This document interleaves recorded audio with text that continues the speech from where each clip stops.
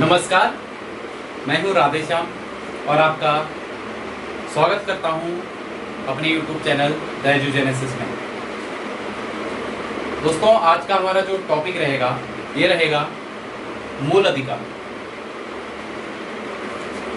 भारत के संविधान के भाग 3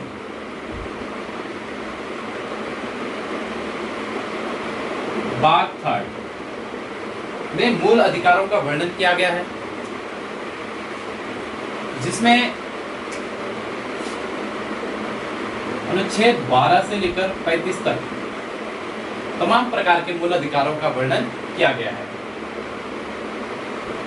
सबसे पहले हम जानेंगे कि जो मूल अधिकार हैं वो होते क्या हैं। दूसरा, भारतीय संविधान द्वारा जो भारत के नागरिकों को अथवा भारत के निवासियों को जो जो मूल अधिकार दिए गए हैं, उनमें से कौन से वह मूल अधिकार हैं जो भारत के नागरिकों को प्राप्त हैं और कौन से वह मूल अधिकार हैं जो भारत के नागरिकों के साथ साथ ही भारत में रहने वाले निवासियों अर्थात विदेशियों को भी शामिल है। इस चीज को जानने से पहले हमें एक बात ध्यान देनी जरूरी है कि भारत के संविधान में टोटल 22 भाग हैं और भाग 3 जो है वो मौलिक अधिकारों या मूल अधिकारों से संबंधित है। मूल अधिकार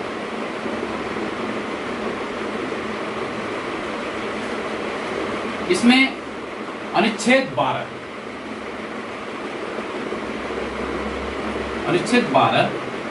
यह संबंधित है राज्य की परिभाषा से, अर्थात राज्य किसे कहेंगे, राज्य क्या होगा, क्या भारत राज्य होगा, क्या उत्तराखंड राज्य होगा या कुछ अन्य। तो अनुच्छेद 12 कहता है, अनुच्छेद 12 में राज्य की परिभाषा दी गई है। राज्य की परिभाषा, राज्य की परिभाषा अर्थात राज्य किसे कहते हैं, राज्य क्या होगा, वह परिभाषा बताई गई है। इसके अंतर्गत राज्य की परिभाषा के अंतर्गत बताया गया है, पहली बात कि संघीय सरकार के अंतर्गत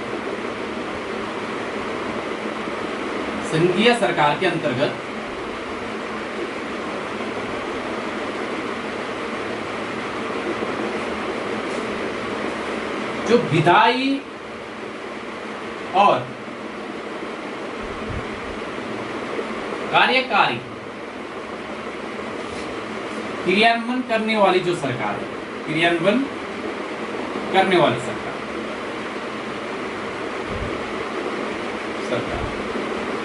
पहली बात, संघीय सरकार के अंतर्गत विधायी और कार्यकारी क्रियान्वयन करने वाली जो सरकार है अर्थात भारत की संसद यानी पार्लियामेंट ऑफ द इंडिया, ये इसको हम राज्य कह सकते हैं। दूसरा, राज्य सरकार के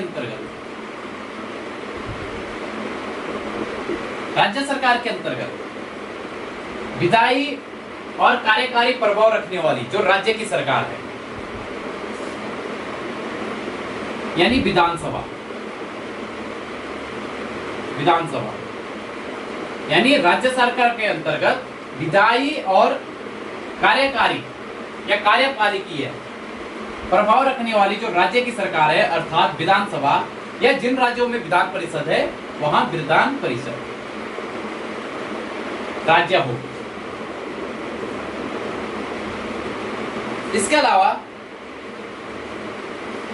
सभी स्थानीय निकाय, अगर हम पंचायती राज व्यवस्था पढ़ते हैं तो इनमें स्थानीय स्वशासन की हम बात करते हैं, स्थानीय निकाय। तो सभी स्थानीय निकाय भी राज्य कहे जा सकते हैं या राज्य होंगे, जिनमें पंचायतें हमारे यहाँ भारत में 3 प्रकार की पंचायतें हैं, त्रिस्तरीय पंचायतें हैं। ग्राम पंचायत, आपका क्षेत्र पंचायत और जिला पंचायत, इन्हें भी हम राज्य कहते हैं। साथ ही शहरी क्षेत्रों में नगर पंचायतें, नगर पंचायत, नगर पालिकाएं, नगर निगम, ये सभी राज्य के दायरे में आते हैं या ये सभी राज्य कहलाते हैं। इसके अलावा राज्य की संस्था के रूप में काम कर रही सभी निजी कंपनियां,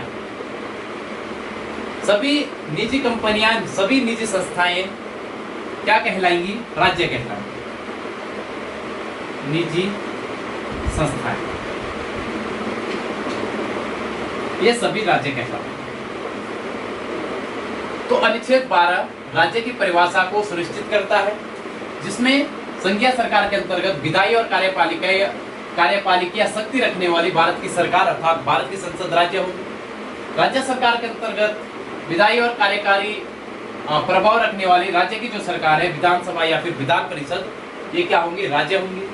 साथ ही साथ स्थानीय निकाय जैसे ग्राम पंचायतें, क्षेत्र पंचायतें, जिला पंचायतें, नगर पंचायत, नगर पालिका, नगर निगम और इनके अलावा समस्त निजी संस्थाएं जो राज्य की संस्था के तौर पे कार्य कर रही हैं, वो राज्य कहलाएंगी अर्थात राज्य होंगे। इसके बाद हम देखेंगे अनुच्छेद 13 को। मूल अधिकार के अंतर्गत अनुच्छेद 13 क्या उपबंधित करता है? अनुच्छेद 13 उन समस्त विधियों को शून्य घोषित कर सकता है अथवा उनका अल्पीकरण कर सकता है जो मूल अधिकारों से असंगत है, अर्थात मूल अधिकारों से भिन्न है, या यूं कहें किसी भी तरीके से मूल अधिकारों का हनन करते हैं। तो अनुच्छेद 13 मूल अधिकारों से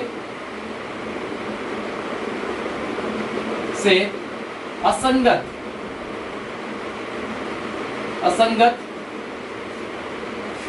विधि के बारे में प्रावधान करता है।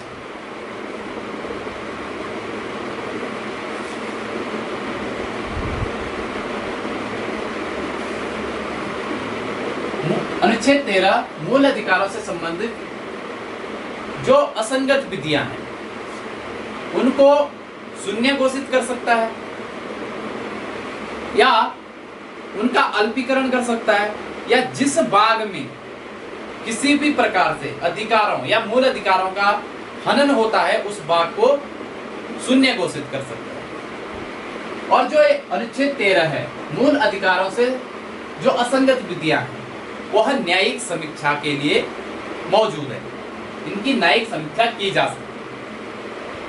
चूंकि भारत का जो सुप्रीम कोर्ट है एससी, भारत का सुप्रीम कोर्ट,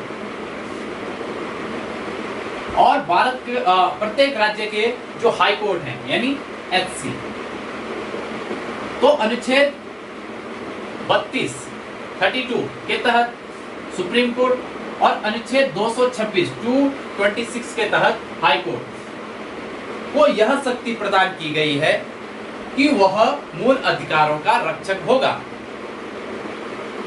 हालांकि मूल अधिकारों की जो गारंटी देता है, मूल अधिकारों की संरक्षण की, रक्षा की जो गारंटी देता है वो अनुच्छेद 32 के तहत सुप्रीम कोर्ट देता है। और सुप्रीम कोर्ट और हाई कोर्ट दोनों ही, सुप्रीम कोर्ट अनुच्छेद 32 के तहत और हाई कोर्ट 226 अनुच्छेद 226 के तहत मूल अधिकारों से असंगत, भिन्न या मूल अधिकारों का किसी भी प्रकार से हनन करने वाली जो विधियां हैं, विधियां मतलब कानून है, सरकार द्वारा बनाए गए जो कानून हैं जो मूल अधिकारों का हनन करती है, उनको शून्य घोषित कर सकता है। अगर पूरा ही कानून मूल अधिकारों का हनन करता है तो उस पूरे कानून को शून्य घोषित कर सकता है, या फिर उसका अल्पीकरण कर सकता है, या जिस भाग के द्वारा मूल अधिकारों का हनन होता है उनको, उस भाग को समाप्त कर सकता है। अनुच्छेद 13 में यह भी प्रावधान किया गया है कि जो मूल अधिकार हैं उनसे असंगत विधियां कौन कौन सी हो सकती हैं, अर्थात असंगत विधियों की भी मूल अधिकारों से असंगत विधि की भी यहाँ पे परिभाषा दी गई है। अर्थात असंगत विधि क्या हो? मूल अधिकारों से असंगत या मूल अधिकारों को अल्पीकरण करने वाली वो तमाम विधियां। नंबर फर्स्ट, मूल अधिकारों का हनन करने वाली, मूल अधिकारों को कम करने वाली और मूल अधिकारों से असंगत वो समस्त विधियां जो भारत की संसद द्वारा बनाई जाती हैं। भारत की संसद द्वारा बनाई जाने वाली विधियां, विधियां मीन्स एक्ट, एक्ट मीन्स अधिनियम अर्थात कानून। पहली बात, संसद द्वारा या विधानमंडल, राज्यों में विधानसभा होती है उसको विधानमंडल कहते हैं। कहीं पे एक सदनात्मक होता है विधानसभा, जैसे उत्तराखंड है, कहीं पे द्विसदनात्मक होता है जहां विधानमंडल में विधानसभा और विधान परिषद होती है। तो विधानमंडल अथवा संसद द्वारा बनाई गई विधियां, कानून जो मूल अधिकारों का हनन करती हैं, अल्पीकरण करती हैं, वो उनको शून्य घोषित किया जा सकता है, वो असंगत विधियां मानी जा सकती है। इनको हम स्थायी विधियां या स्थायी कानून भी कह सकते हैं। दूसरे अस्थायी कानून, अस्थायी विधियों में हम कह सकते हैं राष्ट्रपति या फिर राज्यों में राज्यपाल द्वारा जो अध्यादेश लाए गए हैं, क्योंकि जब संसद या फिर विधानसभा सत्र में नहीं होती है तो उस समय राष्ट्रपति या फिर राज्यपाल अध्यादेश जारी कर सकता है। तो यदि वह अध्यादेश मूल अधिकारों का किसी भी प्रकार से अल्पीकरण अथवा हनन करते हैं या फिर वो मूल अधिकारों से भिन्न है, असंगत है, तो उनको भी जीरो घोषित किया जा सकता है, शून्य घोषित किया जा सकता है अथवा उनका अल्पीकरण किया जा सकता है। तीसरा, कार्यपालिका के द्वारा निकाला गया कोई भी आदेश,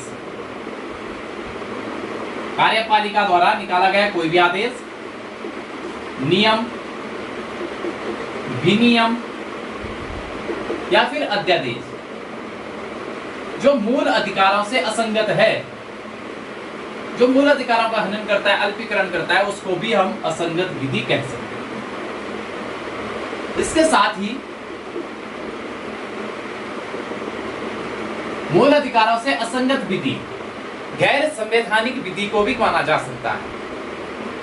गैर संवैधानिक या फिर गैर विधायी वही विधियां या वही प्रथाएं, समाज में व्याप्त वही प्रथाएं, वही परंपराएं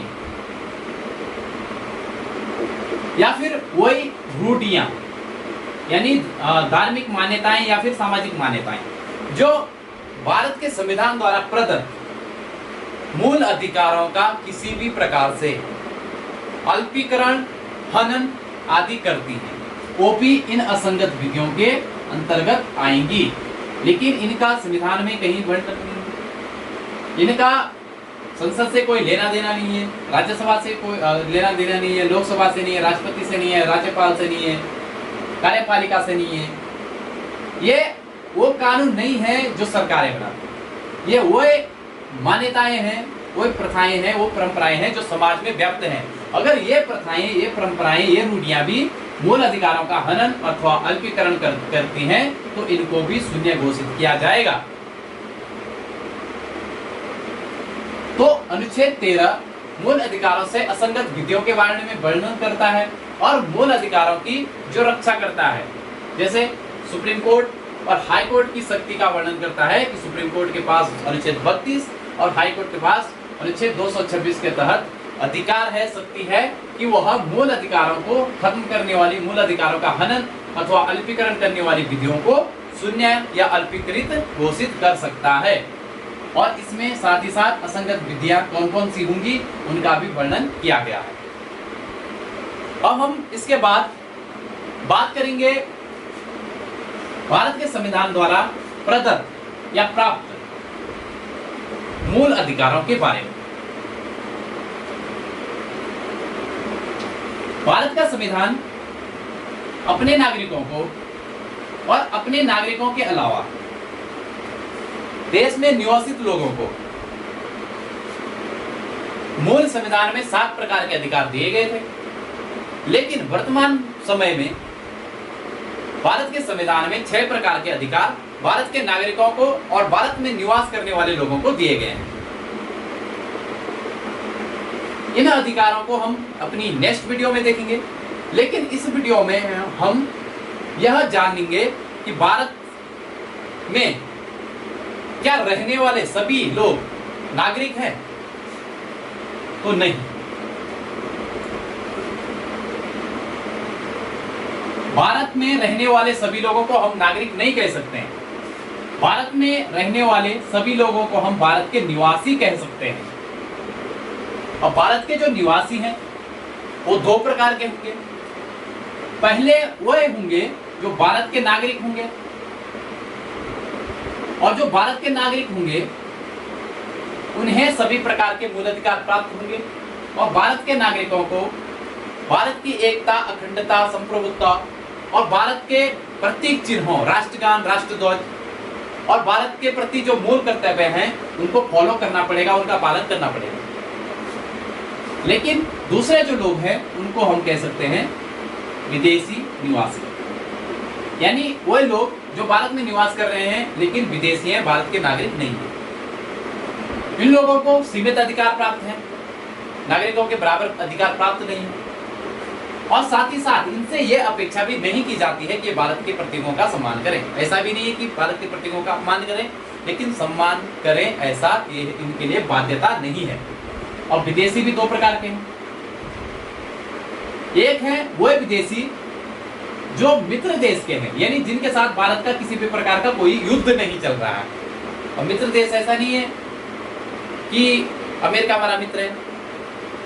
अगर हमारा उसके साथ अभी वर्तमान में कोई युद्ध नहीं चल रहा है, कोई हमारे उसके साथ कटु रिश्ते नहीं, तो वह मित्र राष्ट्र है। ऐसा नहीं कि पाकिस्तान शत्रु ही देश है, नहीं। अगर पाकिस्तान के साथ अभी किसी भी प्रकार का कटु रिश्ता नहीं है या फिर युद्ध नहीं चल रहा, तो वो भी शत्रु देश नहीं है। तो विदेशी भी दो प्रकार के हैं।